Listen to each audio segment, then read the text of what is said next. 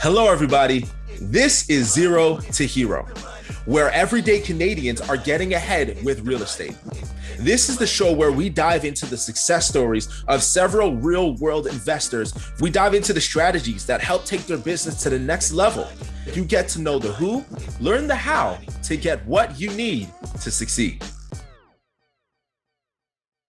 Ladies and gentlemen, today I have the honored guest and I have the privilege to bring to you a fire episode because I have the one and only Vinod Krishnan. Let me tell you something real quick, all right? He has transformed himself from being a 9-to-5 junkie to being a fire evangelist. He started from zero. Literally zero, no investment properties. He didn't get handed anything. He put in the work and to this day has done tons and tons of real estate transactions and continually adding value to the marketplace. I'm so honored for this episode because I really feel it's going to be a good one. Vinod, how are you doing today? I'm doing great, sir. Thanks for having me. Doing absolutely wonderful. Oh man, the pleasure's all mine. I'm really excited for this one because you have gotten so much experience in such little time. I really feel like there's a lot of people who are struggling. Maybe some people just need some momentum or some advice or some counsel. And I really feel like you can really speak to the situation. So I got a few questions for you. You ready to dive in? Absolutely. And you touched upon a key word there, momentum. We'll be talking about it. So yeah, let's go in. Oh, that's awesome. I'm excited. Okay, all right. So my first question to you is what got your attention to real estate? Like, how did you get into real estate in the first place? Well, I have always been interested in real estate, anything to do with building structures. When I go to a city, that's what I'm most interested in rather than nature and whatnot. So always interested. I have always been in biggerpockets.com. Like I would spend like 2-3 hours in that website prior to, finding everything Canadian. So I would do that. And I wanted to get into real estate. And I always knew that I would somehow get into it. And I was thinking during those times, investments mean buying one property an year and waiting for a few years to buy the next property and so on. Anyway, I always knew I would somehow get into this. I just didn't know how till I was exposed to mentorships and the Cash Flow Tribe and the council and other mentors like late last year. So that's where it all started. You know what? It's so interesting and fascinating how consistent I hear from successful real estate investors such as yourself, where they start with who so that they can get the how. See, a lot of us start the other way around. It's how can I do this? How can I do this? What's the best way? But the reality is we need to be asking who is the best way? Who can I get in contact with? Who can I connect with? Who can get me going from 0 to 10 as fast as possible? And that's exactly what you've done. And I find that to be a successful trait in a lot of investors. So I thought that was a very, very cool answer. Now, you're into real estate. All right, you're doing deals. Can you just walk us through the first deal that you've done? All right.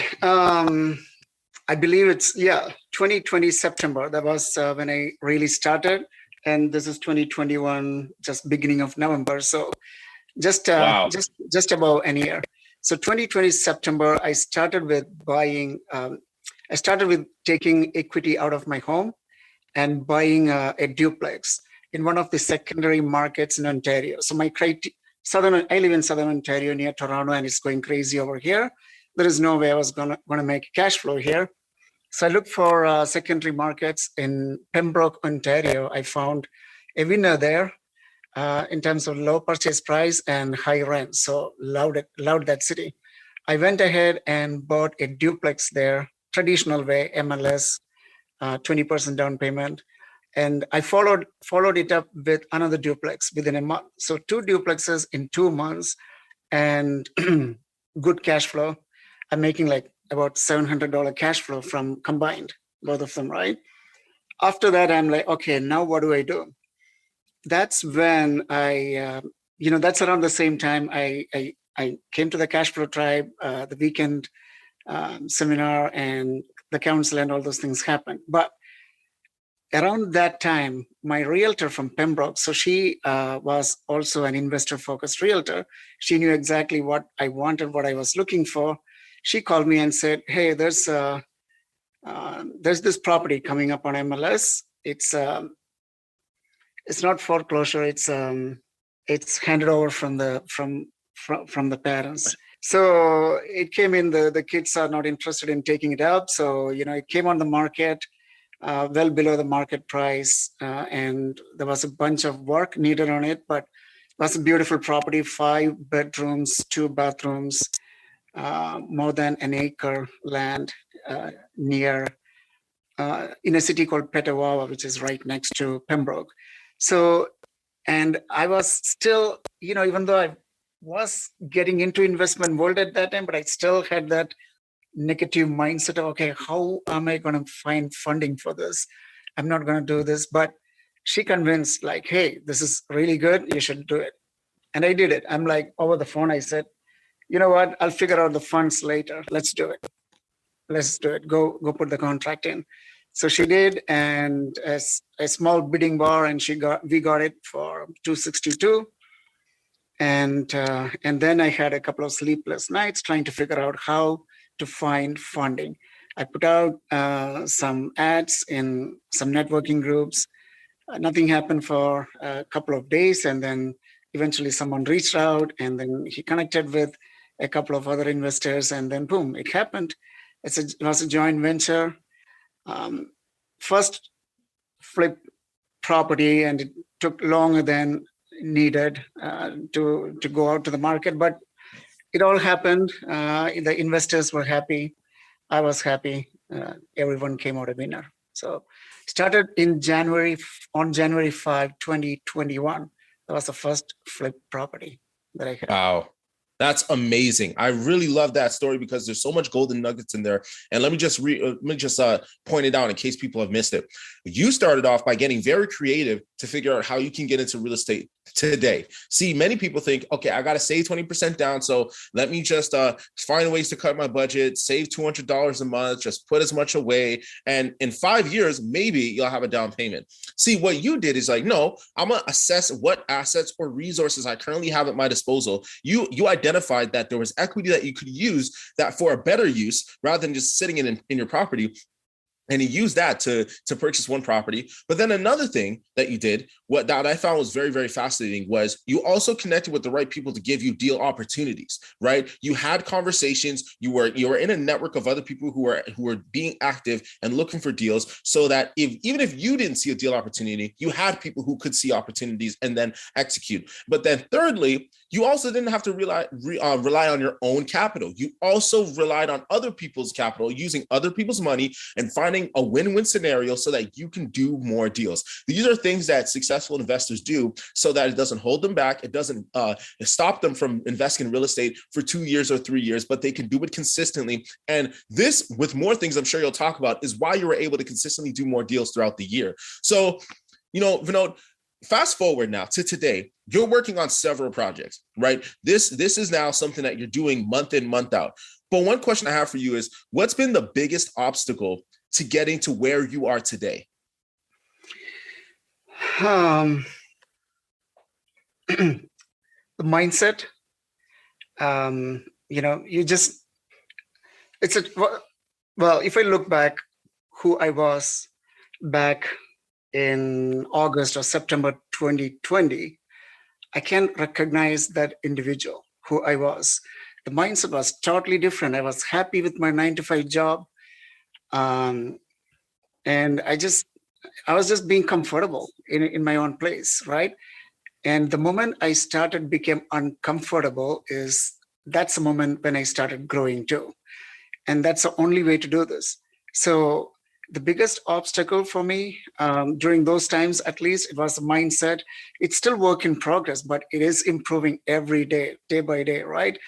And even now, sometimes the first thing that comes to my mind, and whenever someone brings a big deal, a deal that's big enough with big numbers and everything, I'm like, the first thing that comes to my mind is, oh no, I don't want to do that. But now within like 30 seconds, I switch this back. I'm like, okay, that's an opportunity.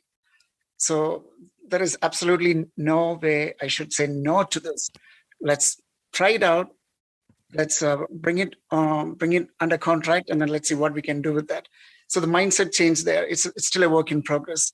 So I would say the biggest obstacle had been and has been the mindset. Man, I totally agree with you. And because many people might have this mentality that, oh, mindset is just a fluffy subject that people try to use to fill up space or just talk for the sake of talking. But the reality is the biggest obstacle that everybody has is themselves. They are their biggest obstacle. You got to get out of your own way. And when I say getting out of your own way, what I mean is you have to change the way you think. You have to change your approach. If what you're currently doing hasn't gotten you the results, then continually doing what you continually thought isn't going to change anything. So you have to change your approach. You have to change your mindset. You have to grow and be able to elevate your mindset to thinking on higher strategies, higher levels, higher concepts, so that you can apply and take action accordingly. See, the person who is capable of accomplishing those goals that we set for ourselves currently, it isn't that person that we are today. We have to become that person. We have to become the person that is capable of accomplishing it. And the way to do that is by fixing our mindset. So I absolutely agree with you there. Now, you mentioned that you got mentorship in the beginning. You talked about, getting around the right people. So what was the biggest reason why you thought, man, let me get around people so I can move faster, move quicker? What was your reasoning to get mentorship? Yeah, absolutely. And I have an aha moment to talk about. So back in November, I believe it's the first weekend of November 2020. Man, exactly a year ago. I came for that cash flow tribe weekend mastermind in Windsor, and I was there. And then I went on stage to introduce myself. And I had a plan in my mind. In 1 year, I will be doing this. In 2 years from now, this. 3, 4, 5. At the end of 5th year, I'll be owning all this. And, I can quit my job at that time. So I had a wonderful picture in my mind. I came to that program. I went on stage and I was explaining this goal on the stage. And then Mark asked me, okay, why? Okay, so you need 5 years to do this. I'm like, yeah, this is my goal. Why can't you do it in 1 year? That question, for a moment, I thought about it and I'm like, I guess, yeah, why not? I guess I can do this, but I will not be able to do this by myself. I need help. I need network. I need access to people. I need access to money, because that was the first time. I still hadn't had a real investment property. Yes, I just bought 2 duplexes by that time, but that was the traditional way. So I just didn't know how to do all these things. And that was the moment. I'm like, okay, I want to compress time. I spent the first 20 years of my career in 9 to 5. I do not have any 1 second to waste anymore. Let me get into this, get there fast. And for that, I need help. I need mentorship. That's how I got into it. That is so powerful. I don't want to speed past that. I really want to park there for a second, because these are the kind of conversations that you have in a mastermind. These are the conversations that you have when you get people around you who have done what you're looking to do and help accelerating your growth. People. I saw a conversation with another real estate investor and someone being interviewed. They're interviewing them, and he was talking about how, man, I have this huge goal. I'm just not sure how I'm going to make it. But that conversation literally just turned into a coaching call. It's like, all right, well, if this is the number, how many people you got to get in contact with? How many times you got to hit this bell? Who do you got to do with this? Like, it's just, how do we connect the dots? How do we make things go faster? Because the truth is, you definitely can't go alone, which actually leads me to my next question. People say that they're self-made millionaires, and ain't nothing to take away from that. They put in the work and they got the results. Kudos to them. And I absolutely celebrate that. But tell me this, do you feel that it's possible to do what you do without the help of partnerships or the help of others in your circle? Oh, absolutely not, man. Absolutely no. I don't know. As you said, there could be some people doing this. We don't know. But to my knowledge, no one that I know or no one that I studied about has done this all by themselves. There needs to be people surrounding you, the right people, that is, the right networking, the right people to ask questions to.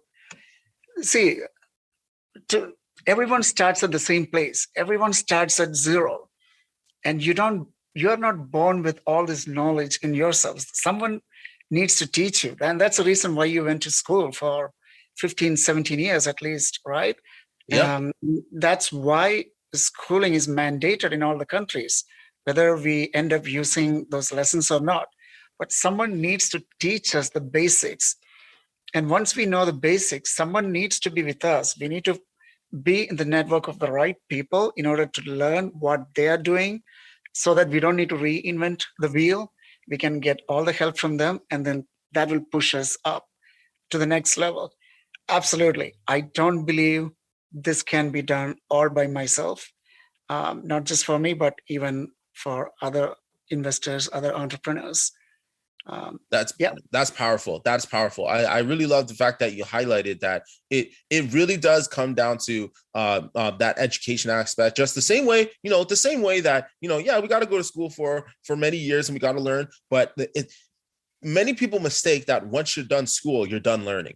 That's not true. You have to keep learning if you want to keep growing. And by getting around other people who have done what you're looking to do, you're absolutely going to be in a space where you're going to learn and be in a better position to take action. So I 100% agree with that.